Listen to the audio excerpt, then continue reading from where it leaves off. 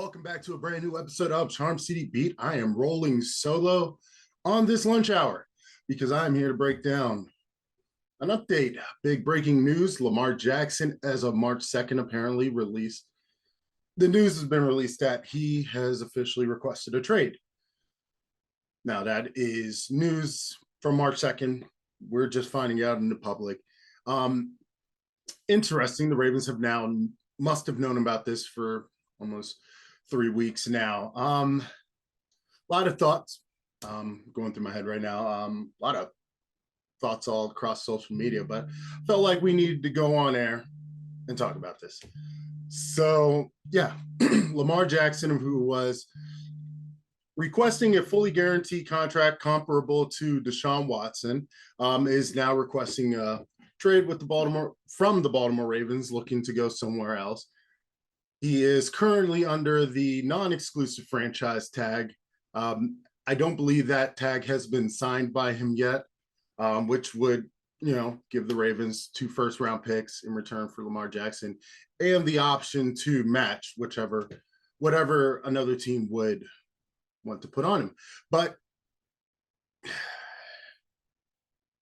a lot of thoughts are just going in my head. I mean, I've been a very big Lamar Jackson advocate, for years, at least the last 5-6 years now. Took in a lot of slander. Funny enough, oddly, from other fan bases that now think he's the greatest thing since sliced bread, and now all of a sudden want him when they were spending time calling him a running back, saying he's just switched positions, yada, yada, yada, yada, yada. I just think it is funny, and I want to address that. I think it is funny. A lot of teams, fan bases are all now wanting him, and it's like, oh, now all of a sudden, because he has the option to go somewhere, now all of a sudden you guys are all over him, which makes sense. You hate what you ain't got. But that brings me to my next point. You're talking about a player, a generational talented player. I mean, we're talking about Lamar Jackson. This is a guy who's won the MVP, who has statistically done amazing things. I mean, through the air and on the ground. Yeah, you're talking about a very, very good football player who wants a massive amount of money. Now, I take you guys back, after the Super Bowl win that the Ravens had with Joe Flacco, they threw the bank at him. Rightfully so. He won a Super Bowl. He did what you're supposed to do as a quarterback. Go deep into the playoffs virtually every single year up until that Super Bowl season, outplay the competition, and shit, he even won Super Bowl MVP. Lamar Jackson, who, we all fell in love with him. Draft night, we'll never forget when he said, I want to win a Super Bowl. That's all he wanted. Deion asked him. He wanted to win a Super Bowl. It's hard not to, it's hard not to fall in love with a player like that. Someone that showed fight, who, I mean, has taken a lot of hits, more hits than you would expect. Hence why the Ravens built one of the best offensive lines last season to protect them. And even still, 6 games before the end of the season, he's out. Missed the playoffs. That one game, we had Tyler Huntley, and we all know how that ended painfully. Now, that being said, Lamar Jackson's playoff record hasn't been amazing. We won 1 game. We beat the Titans, and you would have thought we won the Super Bowl that year. Because then we went to the next game and got beat. Can't even remember. It was that long ago. Like, I'm just like, whatever.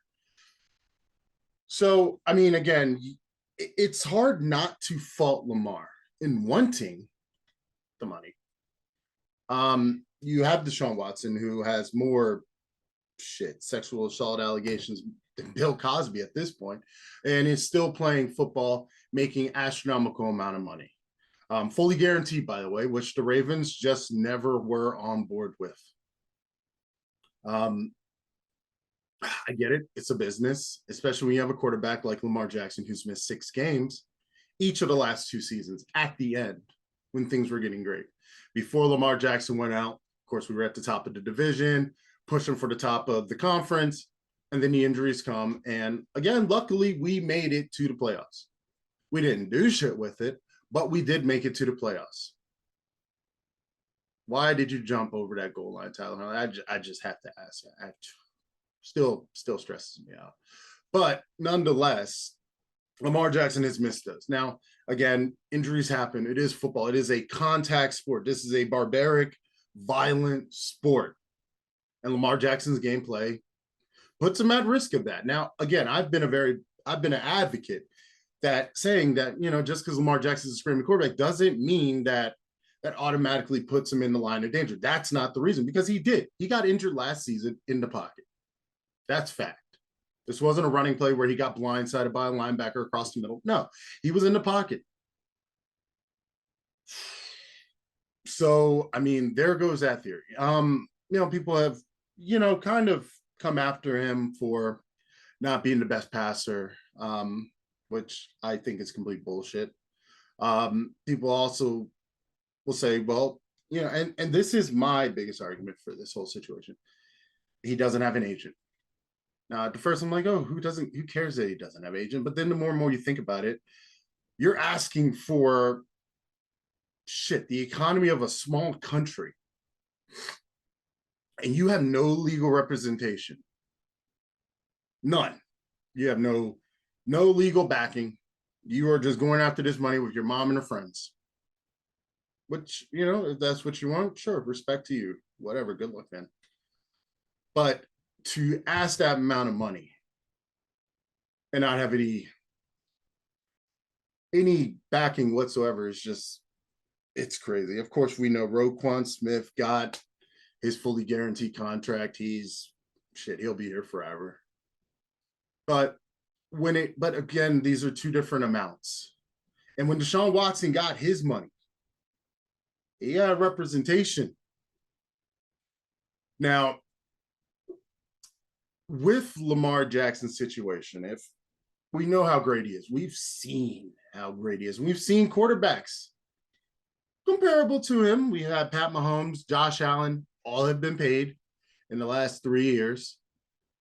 Pat Mahomes, who, God, one of the best contracts ever, rightfully so. He's a 2-time Super Bowl champion. And last year he won the Super Bowl with a bunch of number 2 receivers. Hey, Pat Mahomes, all you want. He gets shit done. Lamar Jackson, of course, we haven't had the best receiving core around him. I mean, we've had a pretty decent one. We've taken shots. We drafted Hollywood Brown. Now, of course, that's the mistake of drafting a first-round guy because he's fast. We had Rashad Bateman, who, from what I've heard, in college never had injuries, but got to the NFL and all of a sudden became injury prone. Of course, that can be attributed to our strength and conditioning fiasco we talked about in our last video. But again, nonetheless, the Ravens have made that shot. They have Mark Andrews, who's easily one of the best tight ends in the league. They've at least tried in the Ravens way. And we know historically, the Ravens just they're not a wide receiver team. At least, I mean, since the days of Ozzie Newsome, back when we were getting Anquan Bolden and Lee Evans and all these other guys, throughout, that era. But at least in this most recent history, the Ravens just aren't that team. They haven't gone out of the way to sign guys. They haven't gone out of the way to trade people. And it is what it is, but if I won the MVP with the team that I had, my agent, if you had an agent, your agent's on the line asking for that extension. Again, this is a case of not having an agent where you're letting your family do your negotiating. And this is no fault to them, what it is. But again, you have essentially a team of middle-class workers, asking billionaires for, generational money. And it's just a shit show. Say whatever you want about EDC, whatever you want about the front office, but again, trying to get that much money without an actual agent is you're just asking for failure, in my opinion. So that's where we are. The contract that could have been that should have been sealed up probably after that MVP season is never probably going to come to fruition. In fact, if Lamar had probably done it back then, or even if the Ravens had even taken the initiative, which it's not technically their job to just go and say, hey, it's time to pay you. it's a business. Businesses, if they don't have to spend the money, they're not going to do it. And if you're not pounding down the door for the money, they're definitely not going to just, run to it. But again, this does put the Ravens in a situation that we've been before, losing a great quarterback or not, or being in a situation where we have to make a decision on the future at quarterback.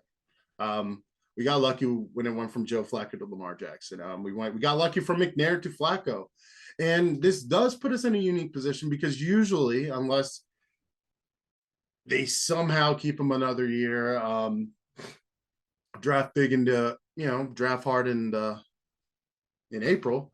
And we're going to talk about that. We're going to talk about the options that are potentially out there. But again,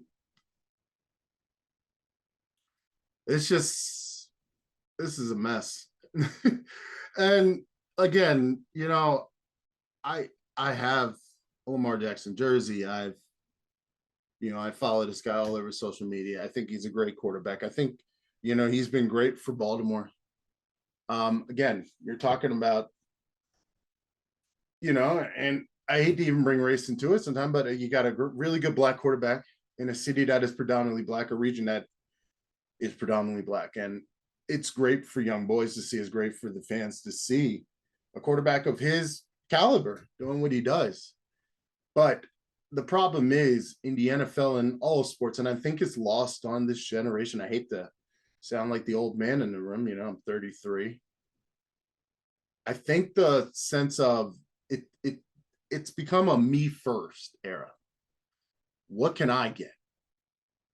We're in an era of NILs where you have college quarterbacks rolling around campuses in Benz. CJ Stroud, what's up? You want to come to Baltimore? No, but that's the situation. That's the world we live in. And you look back in the past and you have Brady, you have Manning, you have even Ben Roethlisberger, guys that have won multiple Super Bowl rings, more playoff wins than I can count.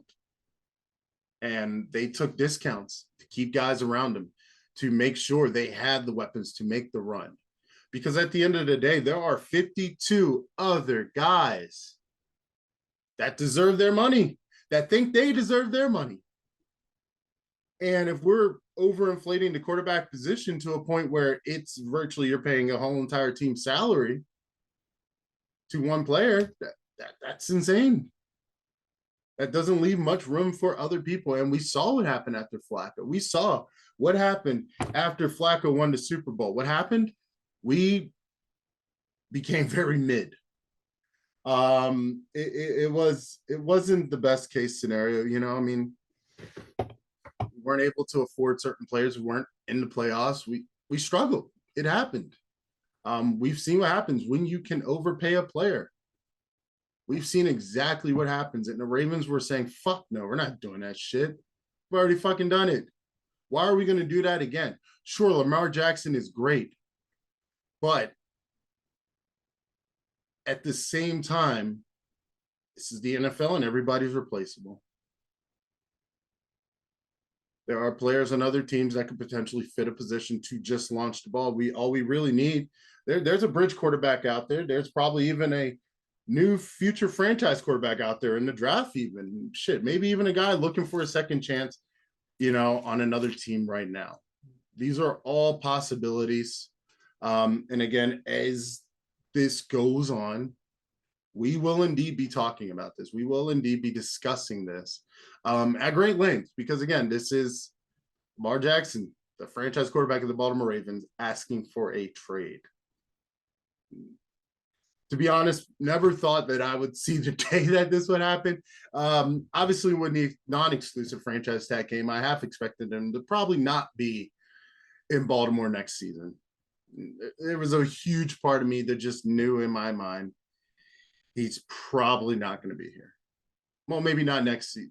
Maybe what I'm talking about is the season after. I just knew that once that non-exclusive came, it wasn't a long-term situation. I would have imagined if there indeed was some middle ground to be had, it would have been found a while ago.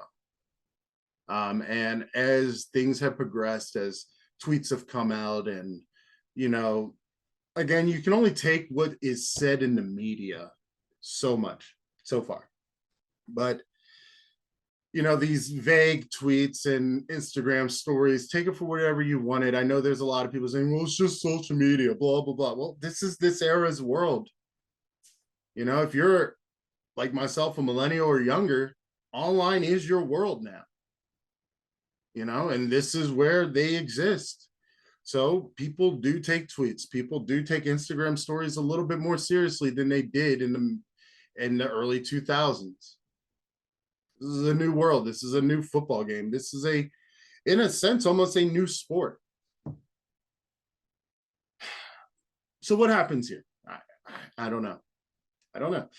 I am curious to know what happens, because on that non-exclusive tender, you would have thought that some team would have came around. I mean, that's 2 first-round picks. That's tough to give up. You're giving up 2 first-round picks, essentially locking yourself out of top talent for some time. And there's not many teams with, just 2 picks to give up. It's just not there. And I think, to me, the Ravens played a really good game. I think they were playing chess. They knew that the money that Lamar wanted was astronomical, was absurd. And they knew that essentially it was on them to reset the market after the Deshaun debacle. I think the Ravens were hoping that they would have time to see what happens with Justin Herbert and what happens with Joe Burrow. Because, again, Joe Burrow, the guy that made it to the Super Bowl, who, again, he's luck, the talent he has around him. I dare say that offense probably is, I'd say it's better than the Ravens, and that's off of the fact that the Bengals, had some really good early round picks in Chase and Joe. They got lucky. They got luck. Not many quarterbacks get to play with their all-star college wide receiver. That doesn't happen way too often. But in the Bengals world, it does. And even that wasn't enough to win the Super Bowl. But with the Ravens, it's a little bit different. I mean, we got a new offensive coordinator. Got rid of Greg Roman, who we swore was the issue. And I 100% will say that the inability to adapt, the inability to really create a good passing game is what caused the Ravens probably to falter a lot under Greg Roman. Even though we went to the playoffs virtually every year except for, I think, one that we had Lamar Jackson and Greg Roman together. Just one. So we've made it to the playoffs every single year except for one. That's not bad. But again, what we did once we got there, absolutely abysmal. Not even worth talking about. I mean, it is annoying. But again, nothing is bigger than the team. No one is bigger than the team. Lamar Jackson is not bigger than the Baltimore Ravens. I've been a Baltimore Ravens fan since I was 7 years old in 1996. I've seen ups and downs. I've been through the Kyle Bowler and Chris Redman and Trent Dilfers and Elvis Gerback and Ryan Mallett. You name the fucked up quarterback. We've had it. We've been there. We know what it's like. And we've been lucky that we got on a streak from McNair to Flacco to Lamar Jackson. We got lucky. And in the middle, you had, of course, backups and all that shit. But we got lucky. We got really, really lucky. And I don't think the luck's over. And it might not even be luck. It just may be. Just, again, these are the Baltimore Ravens. The front office is touted as being really amazing. Of course, people can say that, well, what the fuck have they done recently? Yeah, sure. But the history alone gives me enough confidence. Can't even talk. Gives me enough confidence, in the future. So again, whether Lamar Jackson is in purple and black next year or who the hell knows where, the Ravens will be fine. The Ravens will continue. And again, if we have to go through a slow season or two, so be it. Again, where they are making moves and the wide receiver, of course, these aren't the moves that you would expect. Nelson Aguilar was signed to the Baltimore Ravens. Not really much to talk about, but again, another body in that room, someone to compete, maybe. Again, possibly a third, second, or fourth chance. I forget how many teams he's been on at this point. But again, you're talking about another body in that room. Of course, I know people have wanted Courtland Sutton. Denver's saying they're not trading him, which rightfully so. Why the fuck would you get rid of him if you don't have to? D-Hop, we've all been wishing for him. He's been on our Christmas wish list for a while, but I don't know. So again, it comes down to the draft, and there are receivers there. But again, it also now I think the Ravens are in a position where now they have to think of who's going to be thrown to them. I don't. There is Tyler Huntley. Yeah, but I don't know. This is a crazy position to be in. I didn't think that we would be having this conversation. Didn't think I would have to go solo on my lunch break to discuss this, but here we are. Yeah. So Lamar Jackson wants out. No middle ground made between the two sides. People are, the Ravens fan base is split, and half of us want them out. Half of them are like, oh no, this is going to work out, or heartbroken, whatever the case may be. But a good majority, I think, is at this point where we've been dealing with this bullshit for like about 3-4 months now. It's just been a headache, and people are tired of it. Again, if you had won a Super Bowl, they would have no problem giving that money. I don't think for a second that the Ravens would hold out that money if he had won a Super Bowl or had a better playoff record, or if he's shown that he could last the whole season. Again, we're not giving you $300 million guaranteed when you can't finish a season 2 years in a row. It's just stupid. That's bad business. That's money that could be going elsewhere. No. Now, does he deserve more than Kyler Murray, Russell Wilson? And even then, Russell Wilson as a veteran now, probably Lamar Jackson commands more money than that. I will say that. I think he's worth more than Justin Herbert. But again, the only real player I think honestly that deserved any type of big money, Pat Mahomes, hands down, no question. I don't even think. I think that him and Josh Allen are on par for probably worth the same amount. Him and Lamar and Josh. I that's just my personal opinion. That's what I think. And again, Josh Allen even still had better weapons than Lamar. So again, Lamar's value could be even potentially more than that, but I don't think it's fully guaranteed where it's going to bankrupt the team. And I don't think there's a team in the NFL that's going to do that. There's not a team in the NFL that's going to give up the draft picks that are needed by the Ravens to give him up. And then bam, no. I just don't see it. It's getting messy. It's beyond messy actually at this point. We're in the mess. We're in the shit. It's just so heartbreaking too. It's like I felt like for years it was a beautiful relationship. The Ravens, Lamar Jackson, the face of the franchise, and here we are looking to now rebuild. I think this does put us into rebuild, and until we find a good quarterback, another good quarterback. Again, I'm not counting Lamar Jackson as being out, because he is still here. He is still wearing number 8 in purple and black at this current moment. But for how long? Will he go into July with the team? I don't know. Me and the guys, here at Charm City Media, we were live draft night last season when the Ravens traded away Hollywood Brown. Who was Lamar Jackson's best friend. They rode to the games together. They hung out all the time, played Madden. They were both from the same area, grew up playing, near each other, brothers essentially. And they did have at least a half decent chemistry. We're talking about Hollywood, who got over 1,000 yards. We'll never forget the Cleveland Brown game when Lamar Jackson apparently took the longest shit break and came out and launched the ball to Hollywood to win us the game. No one will ever forget that. That is Baltimore lore, and it will live forever. But the Ravens traded him. And it was in that moment where I even was like, what the fuck? I wasn't Hollywood's big a fan. I was glad he was here. He's a fast guy. He can stretch the field. When he catches the ball, cool, but he's known to drop it a few times. And he's undersized. Which again, if you play with the heart of a lion, shit, you're as big as a lion. But again, this is Lamar Jackson's number 1 guy. And at the time of the Ravens' number 1 target.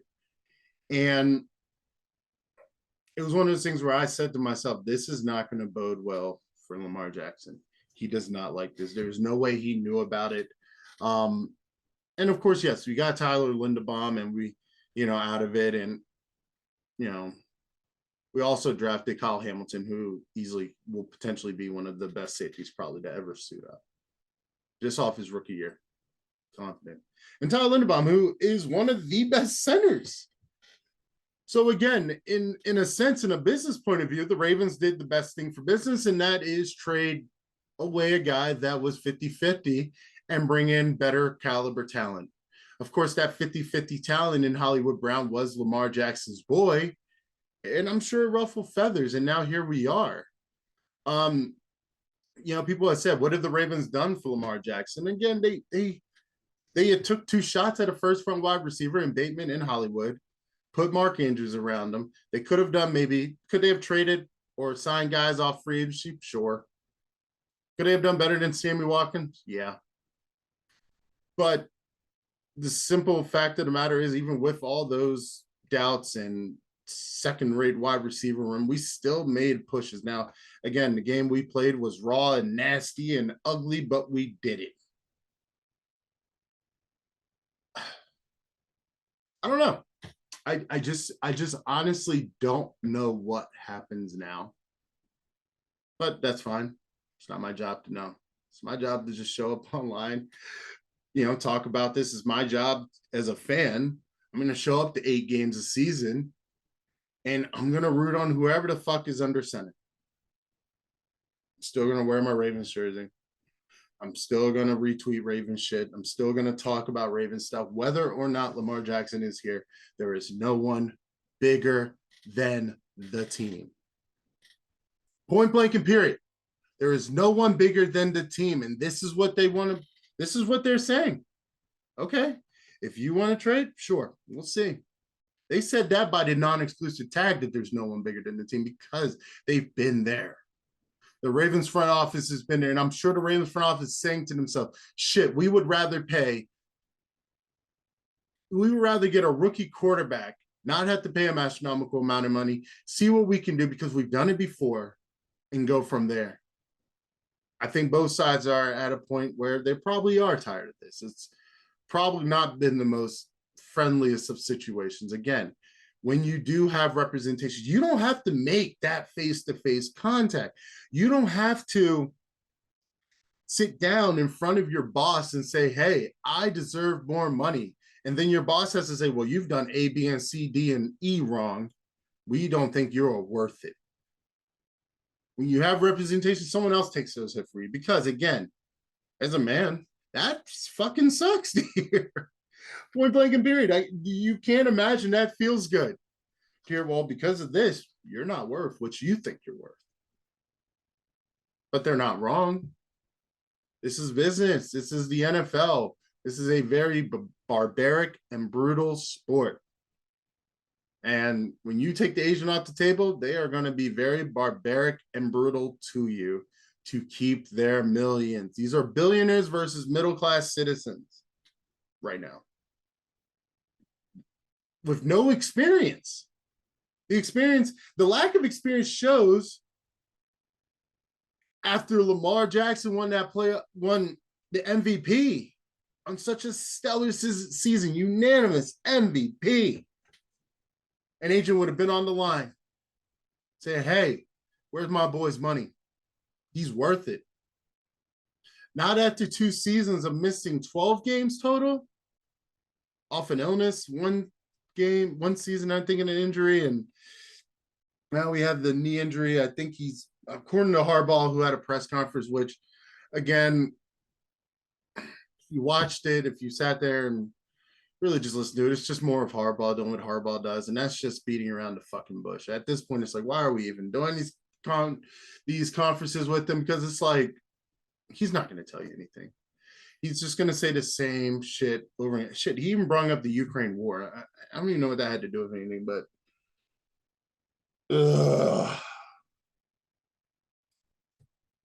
it's a new world, people. It's a new game.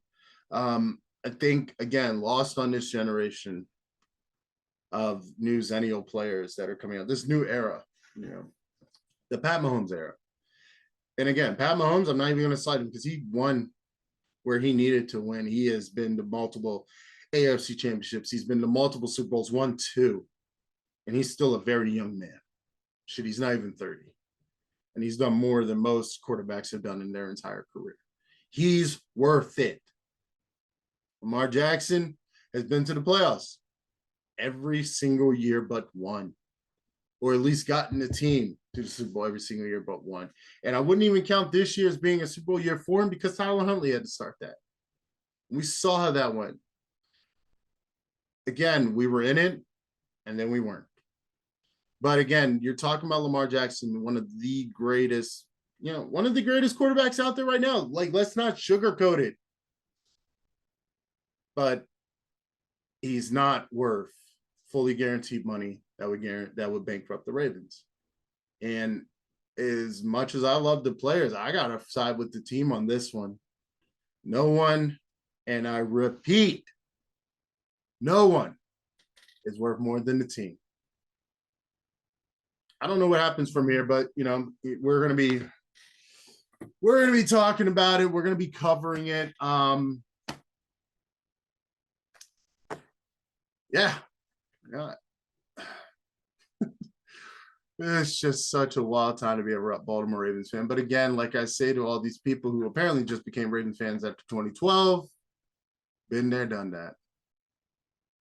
Hopefully this don't last as long as it did back in the 2000s. Oh, God. But, hey, it is what it is. There's quarterbacks out there to be drafted. There's quarterbacks out there to be signed. And if Lamar Jackson does not want to be with the Ravens, he can be replaced. This is not the end-all, be-all. This ain't the end of the world. This is just a wait and see. That does it for our show today. I like these little lunch hours. I like this. This is fun. We'll probably be doing a lot more of these. Obviously, this information tends to come, out of nowhere. But stay tuned. Don't forget to like and subscribe. We got more for you coming in the next few weeks. The draft is right around the corner. We're going to be paying extra attention to the draft now because now they may have to worry about a quarterback. Or we know how the Ravens can ball out and they end up trading guys on draft night. But that does it for our episode. Don't forget to like and subscribe. Take care. Bye.